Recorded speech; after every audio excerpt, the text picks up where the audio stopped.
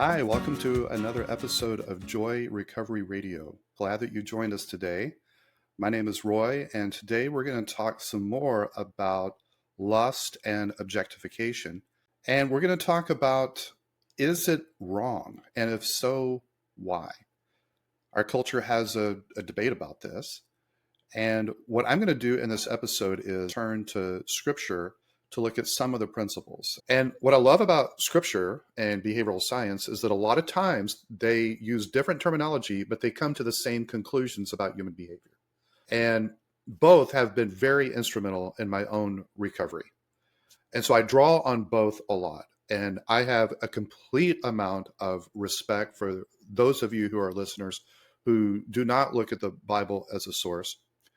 And when it comes to the 12-step program, you're encouraged to have a higher power, God as you understand him, and the higher power of your choosing. And I completely respect that principle. What I have found helpful for my own particular recovery has been looking at the Bible and looking at the science, looking at scripture and looking at behavioral science, and seeing how often they really complement each other, including the topic we're going to talk about today, which is lust. In the Bible, the spiritual term that's used is the term lust. In behavioral science, the term that is used is objectification. But they're basically talking about the same thing. For example, one of the principles that we're going to look at today is, what does Jesus, who was a master teacher, in one statement makes a very profound declaration about lust. And what does it mean and what does it not mean? And is it immoral? Is it a moral issue? And how do we navigate this? What is the standard and what do we do about lust? And what we're going to find is his teaching is very compatible with what we find in behavioral science. For example, there's one particular study that was done that measures what's called approach bias. And what that simply means is, when a person is put into a laboratory and a screen is put in front of them and various images that are very small, thumbnails, barely discernible images are presented to the person, they have a joystick where they can either draw the image closer that they can see it better or push the image further away. And that is measuring something called approach bias. And what they found is, when some kind of sexually suggestive image is put before the screen and the person has the choice, do they want to zoom in and see it more carefully and closely, or are they repelled by it and they push it further away with the control joystick? If the person has an approach bias, meaning they want to get a closer look, they want to look more carefully, they want to study this image, they are drawn to this image, they want to pull it in closer to them, that is a positive approach bias. They want to see it. If they don't have the interest in that, they are repelled by that, they want to push that further away from them, they push the control lever to make it go away and move on to the next image, that is a negative approach bias. And what they have found repeatedly is that those who have a positive approach bias towards sexually suggestive images are in fact going to be more likely to relapse and go back into their sexual integrity issues. And so that is completely compatible with what the scripture teaches us when it comes to lust. What science is saying about objectification and the likelihood of giving in to that temptation is exactly what scripture says when it talks about lust. Let's look at this issue a little bit more carefully. So we're going to look at the teaching of Jesus that takes place in the Gospel of Matthew, chapter 5, and it's just one verse where he makes a statement. Now, he is addressing religious, self-righteous, legalistic people of his day who were so proud that they have never committed adultery. That's one of the 10 commandments, and they've never broken it. And they were very proud about this achievement. And Jesus puts them in their place, and he takes their biblical ethic and he builds on it. He expounds on it. He says, I know that you've heard it said that you should not commit adultery. He is embracing that sex ethic and he's affirming it. And that's really important for us to understand. He's saying that he agrees with the notion in the Torah that sex should be confined within a covenant. But in order for us to understand what Jesus teaches about it, we first have to understand what is a covenant, because that's not a term that we use in our culture today very commonly. So what is a covenant? Probably a good way to illustrate what a covenant is and what it is not is to contrast between a consumer relationship and a covenant relationship. Because we have a lot of consumer relationships, and we often treat our covenant relationships as if they were just another consumer relationship. Let me illustrate what I mean by that. So in a consumer relationship, you have a relationship with a vendor. And basically what you're saying to that vendor is, I want you to give me a good product, and I want you to give me that product at a good price. But I'm always going to be looking for an upgrade. So you need to adjust to me, and you need to make my needs a priority, because my needs are more important than this consumer relationship. And if you no longer meet my needs, or I find a better deal, then I will leave this relationship and I will have my needs met somewhere else. That's a consumer relationship. We have these kind of relationships that are very transactional with vendors all the time. It's very common. However, we've taken that same way of thinking and we've applied it to what's supposed to be a covenant relationship. A covenant relationship says, I'm not going to ask you to adjust to me. I am going to adjust to you, because this relationship is more important than my needs. I put this relationship above my needs. And so I'm going to honor this relationship. I'm going to protect this relationship, and I'm going to put your needs ahead of mine. Now, the most beautiful covenant relationship that could possibly exist between two humans is when they are mutually committed to putting each other's needs ahead of their own. And when you do that, you have a beautiful relationship of mutual respect and mutual sacrifice and mutual service, and talk about a dynamic relationship. And so Jesus is saying, I agree with the sex ethic that the audience agreed with, and that is, sex was designed by our Creator and was meant for a covenant. It's meant for the benefit of a marriage. What does this have to do with lust? Well, it's got everything to do with lust, because sex was never designed to be a consumer good. Sex was designed to be a covenant good. And it is good. God created sex. He called it good. The human body is good. Intimacy is good. The parts of the human anatomy are good. Pleasure is good. Having a desire, a sex drive, libido created by God, all of these are good things that our Creator gave us. But they're meant to be enjoyed within the covenant relationship. What lust, and specifically porn, have done is they've taken sex and they've turned it into a consumer good rather than a covenant good. So what that means is now we can have it however we want it. We can have it whenever we want it. We can have whatever particular kind we want. We can have no relationship. In fact, there can be no other people involved whatsoever. And we'll never be rejected by porn. We don't have to involve anyone else. We don't have to serve. We don't have to put their needs first. We don't have to deal with the messiness of a real relationship. We can have a fake virtual relationship, and we can be completely selfish, and we can focus on ourselves, and it can be transactional, and there's no commitment, and it's just a consumer good. But here's the paradox. It never satisfies. It's like a person who is dying of thirst on a raft surrounded by the ocean. Water, water everywhere, but not a drop to drink. And that's what lust does. Lust is never satisfied. We use lust to try and meet a need that God designed to be met within covenant. We applied consumerism to it and treat people as a commodity that we can objectify, and we can abuse, and we can discard and move on to the next person. Richard Exley puts it this way, quote, lust is not the result of an overactive sex drive. If it were, then it could be satisfied with a sexual experience, like a glass of water quenches thirst or a good meal satisfies appetite. But the more we attempt to appease our lust, the more demanding it becomes. There is simply not enough erotica in the world to satisfy lust insatiable appetite. And so what we have Jesus teaching is that he embraces the sex ethic of sex is good, and it was meant by our Creator for a covenant relationship. But then he expands on that. He says, I know that you're proud that you've never committed adultery, but I want to give you a new standard. I want to give you a new way of thinking about faithfulness.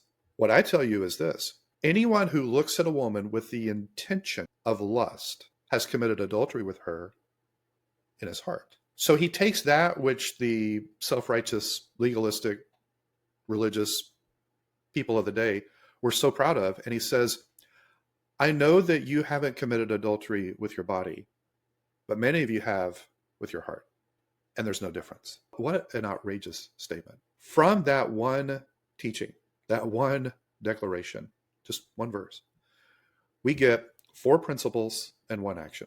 So let's take a look at this. Principle number 1, it's internal. Lust is inside. You can't see it. You cannot accurately tell if another person is lusting or not because it's happening internally. It's happening in the heart.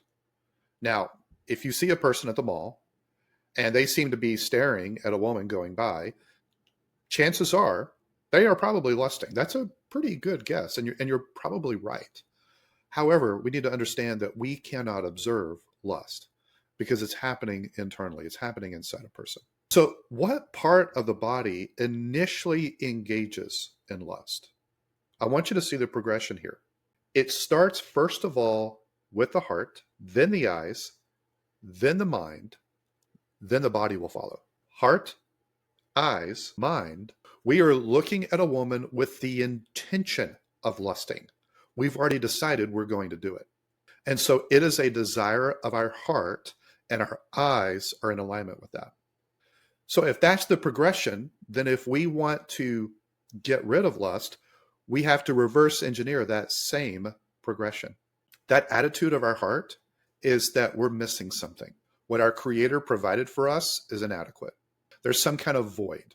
And so we're going to meet it ourselves. So our attitude is one of ingratitude.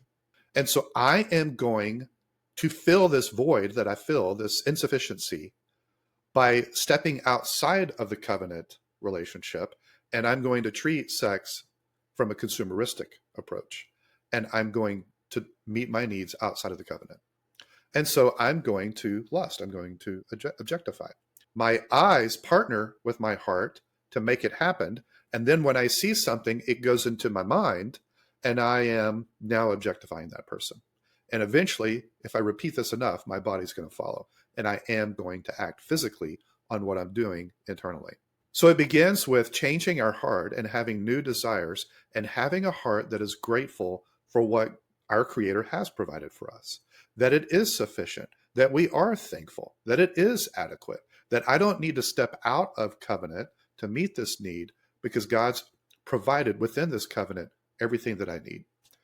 So that's the internal nature of it. It goes from heart to eyes to mind to body. Next, what we learn from the teaching of Jesus is not only is lust internal, and we know when we're engaging in it. There's no confusion. We know when we're doing it because it's also, number 2, intentional. This is intentional. This is an act of our will. There is intent when he teaches on lust. He said, anyone who looks at a woman with the intent of lusting. This is not a fleeting glance. This is a intentional gaze. This is not noticing a woman. This is looking, and looking with intention to lust after her. It is a look of longing. There is desire. There is intention. And it's also a long look. Now, how long is it? We're not told, and I'm grateful we're not, because we would, by our very nature, push right up against that line. If he had said 5 seconds, we would stare for 4. If he had said 3, we would stare for 2.9. There is no time that is tied to this principle. We just know that when it comes to noticing a person, that's inevitable. You're going to notice people. But when it comes to looking and lusting, that's intentional. That is intentional. It's premeditated. Now, you may see something and you had no intention of lusting, but now it becomes your intention. It's stimulating to you. Your heart feels like, I don't have enough. There's a void. I want to possess that. I want to own that. I want to have that. I am going to look now with the intention of lusting. But it's always intentional. Not only is it internal, And not only does Jesus teach that it is intentional, but he also teaches that it is immoral, that this is a moral issue, that this violates a sex ethic, that this is not compatible with a covenant. He says it's immoral. And so some of the words that are used in Scripture to describe lust as being an immoral act, something that is an act of wrongdoing, one word used is trespass. And you've probably heard that term before. In fact, in what's commonly known as the Lord's Prayer, it says in some versions, forgive us our trespasses as we forgive those who have trespassed against us.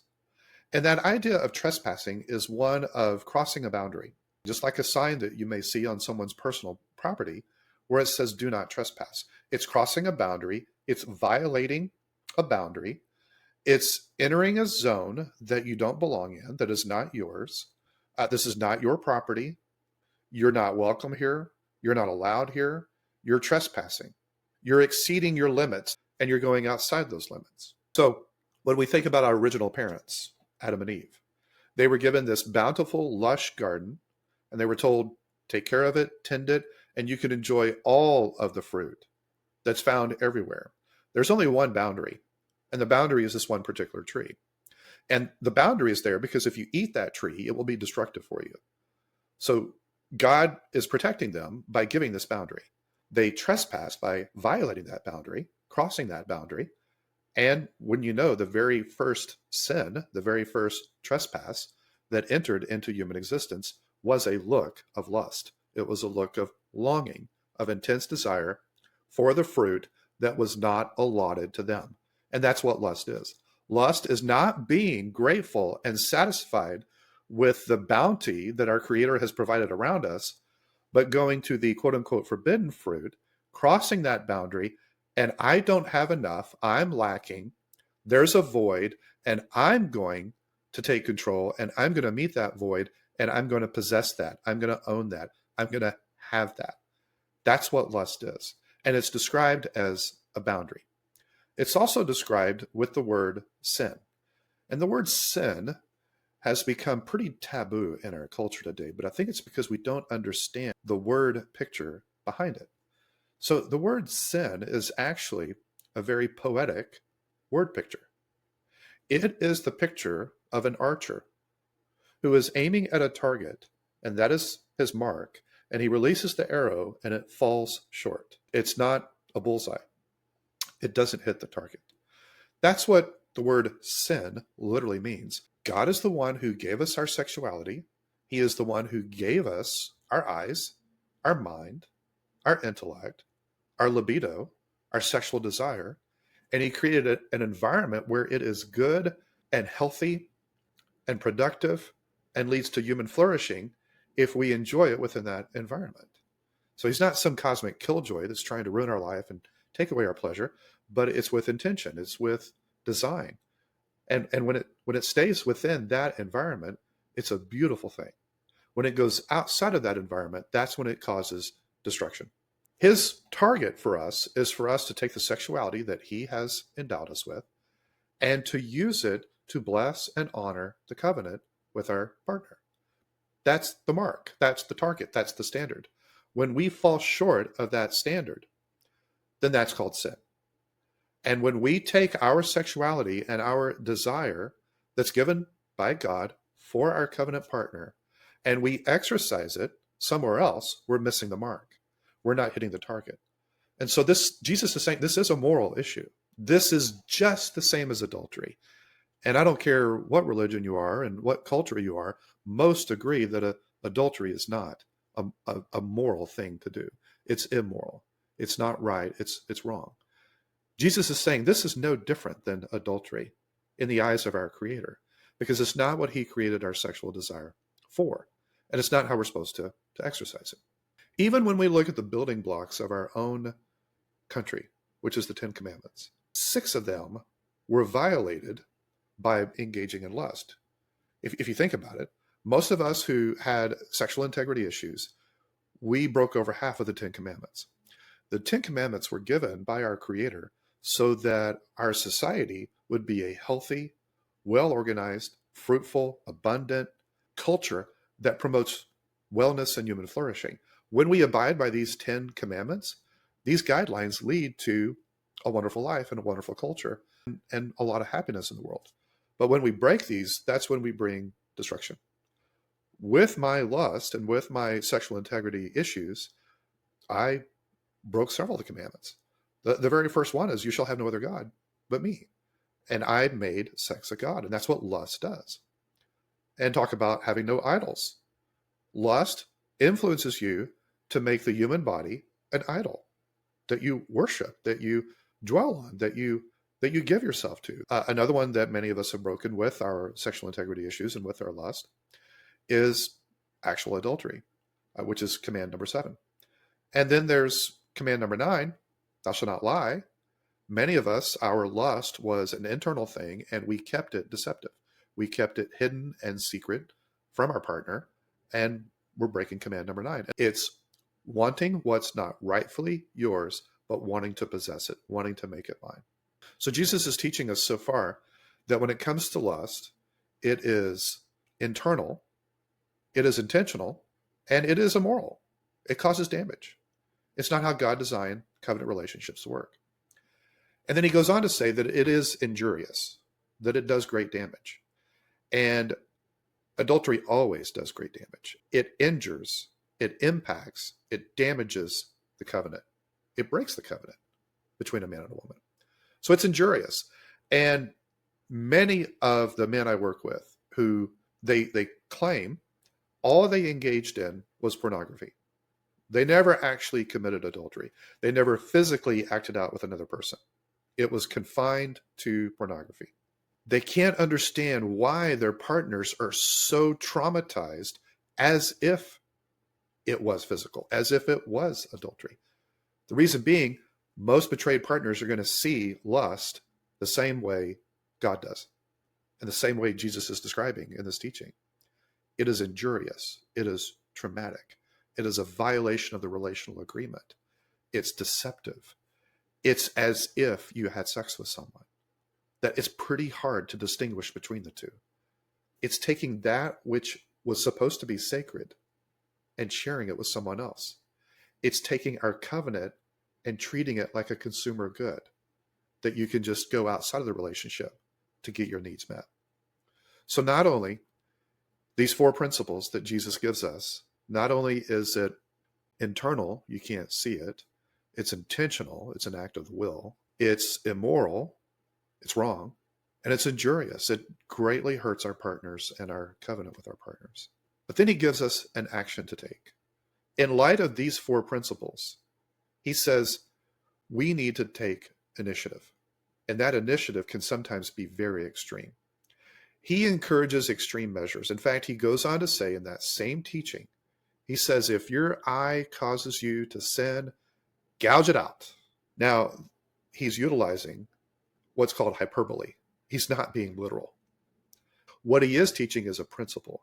He's using hyperbole to say that this is so damaging, this is so destructive, that we should take extreme measures to make sure that we don't engage in it. The extreme measures of gouging out our eyes. In other words, our eyes are in many ways the gateway to engaging in lust. It begins in our heart, but our eyes are complicit, and our eyes are in partnership with our heart to do what it desires to do.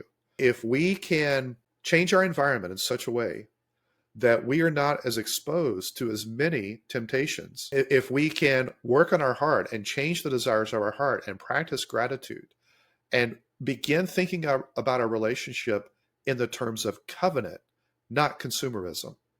If we can have a renewed mind when it comes to our sexuality and see it for the beautiful thing that it is meant to be within the environment of a covenant relationship. If we can do those things, and if we can make a covenant, not just with our partner, but with our eyes, then we can make sure that we don't go from a glance to a gaze, from noticing to looking and lusting. And we can stop that progression. And sometimes it may take extreme measures. When I am out in public, I'm looking down. If I happen to notice an attractive woman, I bounce my eyes, I look away, and I pray for her instead of using her. I bless her instead of undressing her. So I turn away from what I used to do, and I turn towards contributing to her life instead of taking away from her life. These are the extreme measures that we've got to look at when it comes to conquering lust in our life.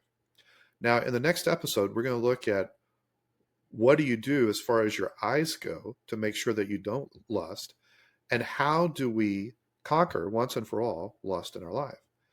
But for today, what we've looked at in summary is Jesus gives us a teaching that clearly defines that, yes, this is wrong. This is a moral issue, and it does not lead to human flourishing, not for the person that we objectify, not for the person who's doing the objectification, and certainly not for the partner we have that's in an intimate relationship with us. And so this does incredible harm, and it misses the mark. It crosses a boundary. That woman does not belong to us. That is someone else's wife or future wife. That is God's daughter, made in the image of God, worthy of dignity, value, and respect. We are not to use her and abuse her against her will by lusting and objectifying after her. So he tells us it's internal. He tells us it is intentional. He tells us that it is immoral. And he tells us that it is very injurious. So what do we need to do? We need to take the initiative. Extreme measures if necessary to make sure that we never engage in this again. Our covenant will benefit if we make this the new standard. So if you would like more resources on how to overcome lust and other aspects of recovery, we encourage you to go to joy-recovery.com. And currently we are giving away a free assessment that we've created in a book called Is the Recovery Real? So it measures 9 domains for both sex addicts and their partners to see, is he doing recovery or is he actually being in recovery? And there is a distinction. Most men begin initially doing recovery, but initially they want to measure these 9 areas of recovery and make that transition over to actually being in healthy long-term recovery. If you go to joy-recovery.com, you can take advantage of that free resource. Until next time, thanks for joining us.